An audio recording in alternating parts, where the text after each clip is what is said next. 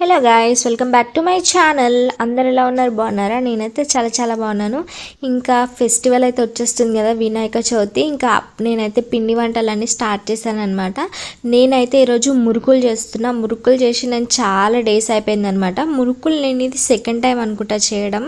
First time చేసా, బాగా వచ్చింది. ఇంకా మళ్ళీ నేనే చేస్తున్నా. ఇంకా కావాల్సిన ఐటమ్స్ ఏంటో చెప్పేస్తాను చూడండి. ఫస్ట్ అయితే బియ్యం పిండి తీసుకోవాలి. నేను ఇక్కడ కేజీ బియ్యం పిండి అయితే తీసుకున్నాను అనమాట.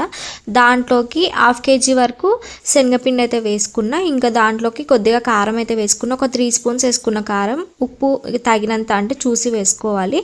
దాంట్లోకే ఇంకా నువ్వులు అవన్నీ వేసుకోవాలన్నమాట. ఇంకా అవన్నీ వేసుకున్న తర్వాత బాగా కలిపేసుకోవాలి.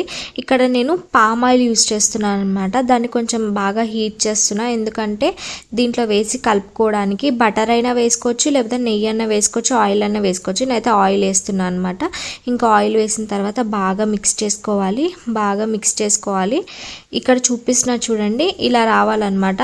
అలా వస్తే పిండి బాగా కలిసినట్టు అర్థం. ఇంకా ఇదంతా బాగా కలిపేసుకోవాలి.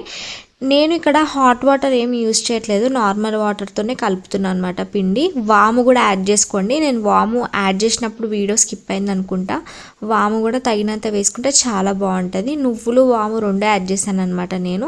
ఇక్కడ పిండి ఇలా రావాలన్నమాట కన్సిస్టెన్సీ. ఇంకా దీన్ని కొంచెం ఒత్తుకునే ముందు కొంచెం ఆయిల్ రాసుకోవాలి. దీనికి ఆయిల్ రాసుకొని పిండి లోపల పెట్టుకొని ఒత్తేసుకోవడమే అనమాట.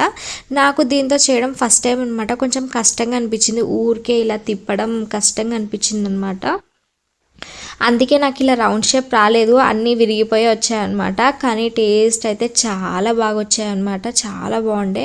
మా ఇంట్లో అందరికీ నచ్చినాయి అనమాట టేస్ట్ అయితే. అందుకే మళ్ళీ అడిగారనమాట చేయమనేసి. అయిపోయిన తర్వాత ఇంకా నేనైతే ఒక కేజీ వరకే చేసుకున్నా, ఎందుకంటే చూద్దాం మంచిగా వస్తే మళ్ళీ చేయొచ్చు అని చెప్పేసి కేజీ వరకే చేశాను అనమాట. ఇంకా నెక్స్ట్ వీడియోస్ కూడా వస్తాయి చూడండి.